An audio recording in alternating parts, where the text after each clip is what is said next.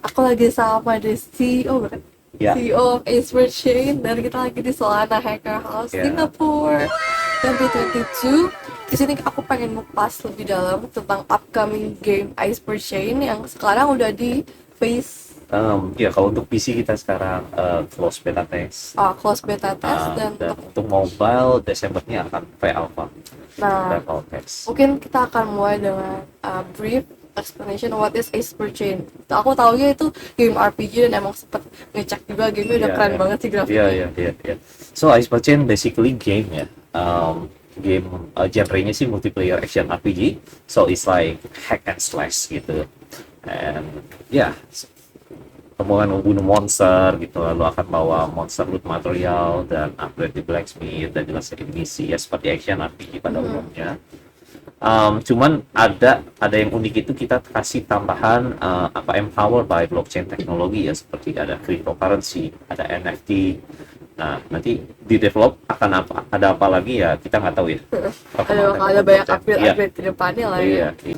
Aku pengen kepoin juga nih, dengar Expert-nya ada kerja sama RRQ juga ya. Iya, RRQ Guild.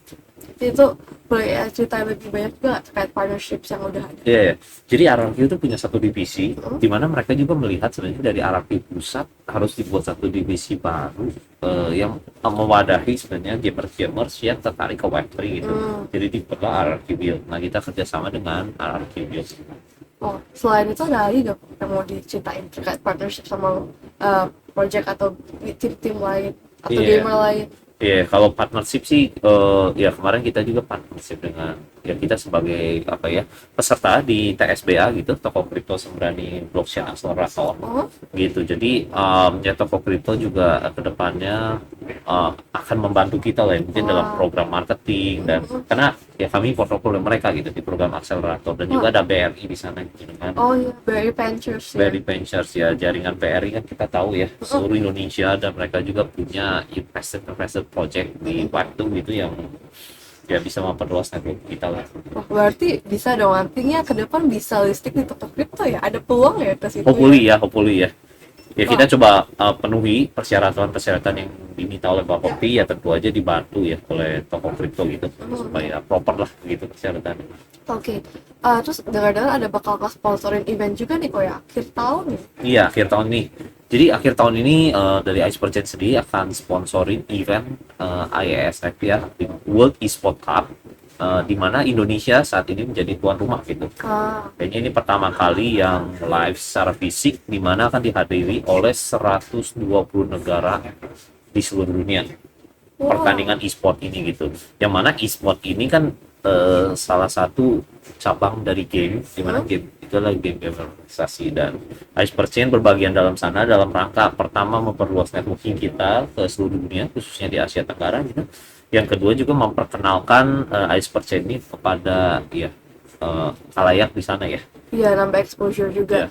Ya, kan selama di Solana Hacker House ini beberapa emang udah aku lihat ngetes demo gamenya dari Expert Chain, and feedbacknya positif banget sih, especially dari segi grafik. And kemarin ada komentar yang kayak saying, oh ini tuh bener-bener a game dan is a game, gak sekedar kan akhir-akhirnya NFT ya udah munculin, tapi ini bener-bener RPG yang asik banget gitu kan.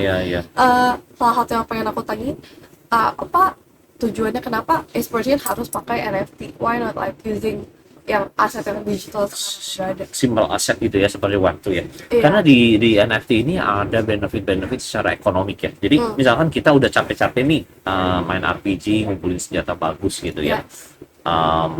Terus kalau di game biasa ya wis gitu sana. Tapi di sini sembari kita masih memiliki senjata ini, tapi kita contohnya bisa renting juga ke orang lain gitu. Nah ini ini yang non possible gitu. Gimana cara kita renting senjata kita kepada orang lain gitu kalau di game web? Dan kayak ada jaminannya kan? Ada jaminannya. Nah yang membedakan itu gitu. Jadi ya renting sistemnya di NFT ini bisa dibuat ada renting fee, tapi juga barangnya ini nggak akan hilang juga begitu. Oh yes. Dikunci dengan smart contract ya. Because I thought kan yang existing games, tau aku kayak game like Dota kan bisa sell the game aset yang utuhnya. Cuma fitur renting tuh nggak ada. Cuma misalnya udah trade aja. Jadi benar-benar pindah tangan. Cuman di sini ada benefitnya dari renting, dimana mungkin costnya lebih rendah dan barangnya nggak sepenuhnya hilang dari Iya. pemilik yang awal Iya, gitu betul, ya. betul. Itu salah satu lah ya benefit dari blockchain aspek gitu loh. Ya, dan maybe because NFT itu kan ya digital asset yang ownership-nya lebih jelas Iya, dan iya. officialnya juga lebih jelas kan. Dan kayak karena ini teknologi mungkin bisa lebih diintegrasiin ke upcoming usage-nya nanti ya Iya. NFT ke depannya. Kan dengar-dengar di sini kayak ada yang bisa NFT dijadiin kayak kunci buat akses apa gitu kalau udah punya Iya. kombinasi. Iya, iya, dan juga ada beberapa feature ya di dalam Web3 ini menarik gitu. Jadi kan ada NFT, ada crypto, kita taunya baru dua itu, nggak tahu ya nanti blockchain ada teknologi Iya, apa iya. lagi. Cuman gini loh teman-teman. Jadi contoh ya, kita staking gitu di dalam crypto kan ada fitur staking ya. Yes. Jadi orang itu mungkin bisa membeli senjata atau membeli item dengan menggunakan fiat atau menggunakan kripto membayar gitu. Tapi yang kedua juga bisa menggunakan fitur staking. Jadi dia nggak usah membeli sebetulnya. Sembari menyimpan aset kripto, menabung, tapi sembari mendapatkan in-game item juga. Nah itu kan di Web3 kamu di Web2 nggak Tuh, mungkin kan? iya, iya. Oke, now I want to discuss karena kan pasti saat ini banyak banget kita di Solana Hacker House ini aku banyak banget ketemu blockchain gaming, earning games. Apa sih yang set Ace Per Chain different dan bagaimana cara Ace Per Chain kedepannya mau menjaga agar game ini bisa sustain and long lasting, misalnya mungkin contoh yang kayak existing Web2 game karena mereka contoh misalnya mention Mobile Legends, PUBG, apalagi Dota yang dari dulu sampai sekarang a lot of people still playing sedangkan a lot of web tuh kadang tuh mungkin banyak yang udah dead sekarang, dulu hype banget because tokennya akhirnya down and maybe developernya udah nggak se-intense waktu dia in a bull market. What's your approach to that? Our approach is gini ya, kan starting sebenarnya kalau kayak aksi ini kayak starting developing 2018, cuman booming di 2021 kan gitu ya. Now it's not that hype again. Iya, dan ya sekarang teman-teman bisa tahu lah kelanjutannya, lalu ada Pegaksi dan lain-lain, ada Move to Earn dan lain-lain. The problem is mostly of this game are building by non-gamers gitu loh. Dan non-gamers ini ya Web3 native, kita katakan begitu. Web3 native ini fokusnya hanya pada urusan earning gitu ya, earning part gitu, profits dan lain-lain. Nah kebetulan saya sendiri sih bukan datang dari background Web3 ya, jadi saya seorang gamer dari Web2 dan beberapa co-founder kita juga memang ada yang kerjain project game sebelumnya untuk perusahaan-perusahaan besar gitu. Dan ya waktu saya pertama kali lihat model P2E ya 2021 kok begini gitu game tuh. Ya fokusnya hanya earning gitu. Earning. So X2 will die gitu, for sure gitu, will die. Kenapa gitu? Kenapa saya ngomong berani seperti itu? Padahal kita di industri Web3 ya. I mean like, soalnya kalau X2 ya, you didn't need Web3 gitu loh. Iya. You can do like become insurance agent or property agent atau multi-level marketing atau mau jualan makanan, itu kan cook to earn kan? Yes, cook to earn. Iya kan, real life gitu loh. Iya, maksudnya basically just make a business lah ya. Make a business to earn gitu ya. I mean like, game must be fun on the first hand gitu loh.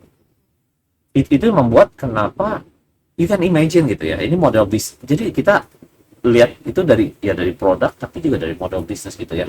I mean like on waktu gitu ya, teman-teman bisa lihat gitu ya, orang enjoying ya, saya enjoying lah main Dota, main beberapa game gitu dan willing to spend with not embel-embel to earn.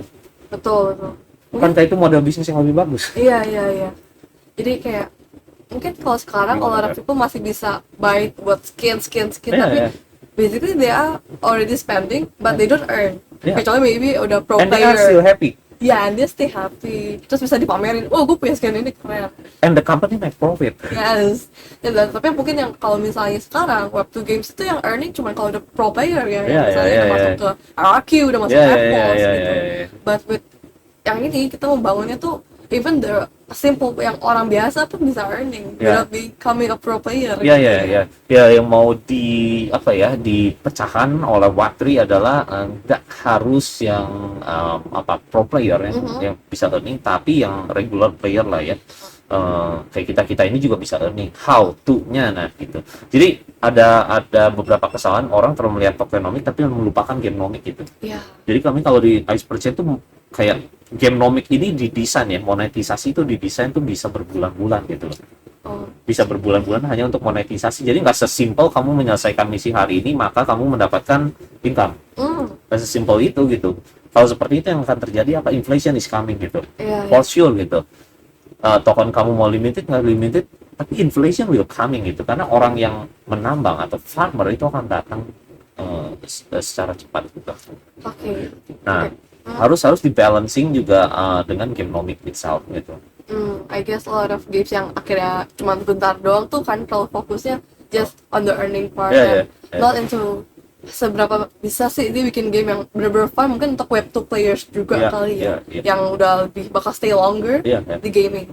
Terus aku pengen nanya, ini sebenarnya emang bakal free to earn, as in like kalaupun mungkin nggak ada modal tuh bisa earning, tapi mungkin lebih lambat aja daripada Yeah, yeah, spending, atau untuk bisa ngerasain earningnya we need at least modal lah gitu.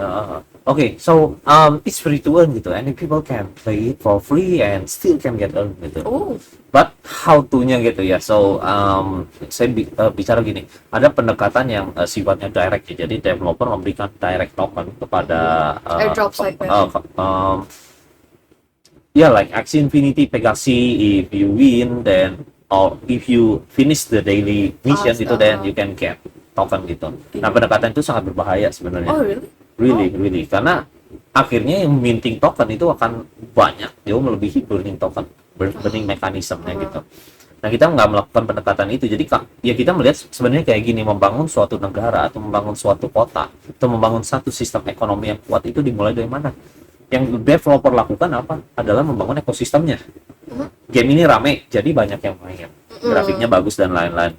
Yang kedua, ada senjata-senjata yang bisa di-upgrade dan lain-lain. Istilahnya gini, Feb, di kota itu kita bangun ada pedagang pasar, ada pos pabrik gitu loh, ada seniman, ada apa. Nah, ekosistemnya itu dibangun sehingga terjadi transaksi antara mereka gitu loh. Nah, dari sana peranan game developer ya bisa macam-macam ya, bisnis modelnya bisa ngambil tax, bisa macam-macam lah.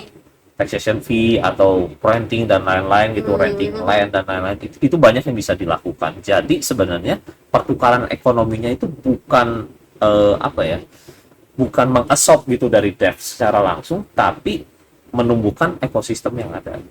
Oke. So tapi in apa simple termnya berarti kasarnya kalau orang masih belum punya modal, they can earn but slowly gitu kan ya. Iya, earn lebih slowly lah gitu. And then apakah dari sistem rewards yang nantinya ada di Expert Chain bakal ada penyesuaian tiap tergantung lagi harga token yang maybe lagi tinggi atau lagi rendah, atau jumlah active players tuh bakal dipertimbangkan? Iya. Jadi jadi kita ada satu sistem yang namakan reward pool ya. Jadi reward pool ini saya terinspirasi dari Dota ya. Sekarang ada TI ya, lagi ramai itu TI. TI 11 gitu. Do you know the price pool, how much? No, aku nggak main Dota. 40 million US dollar. Wow, banyak, gede Bigger banget. Ya. Itu setengah T loh. It's very bigger gitu. Dari mana mereka itu? Itu tuh kalau nggak salah saya lupa 10, 15 atau 20% dari revenue battle pass yang diterima oleh dev masukin ke price pool. Wow, jadi like mereka tuh nggak langsung ambil semuanya, but some of them bener-bener give back to the players gitu ya. So we will do like that also gitu. Jadi kalau ada kayak primary NFT sales atau dari taxation atau dari royalties dan lain-lain, itu nanti kita akan kembalikan lagi kepada ekosistem gitu. Sehingga ekosistem makin semangat, wah price pool makin besar, ayo kita gedein bareng gitu. Main lagi lebih semangat community gitu. engagementnya juga dapet. Terus aku juga penasaran kayak beberapa hal yang melihat kalau game yang bisa make it long lasting itu karena ada like competitions. Kan dengar-dengar kan yang udah kerja with guilds, berarti coming-nya bakal ada kayak annual competition gitu, kayak game-game biasa ada tuh ya, bikin hype, apalagi buat mungkin yang pro player jadi banyak yang mau nonton tuh dari yang regular player juga kan. Nah sebenarnya gini, jadi basically game kita action RPG ya, itu sih tentang petualangan, kerja bareng gitu ya, multiplayer dengan tim, tapi kita juga akan masuk ke e-sport gitu kan. Dan ini sedang kita kembangkan gitu.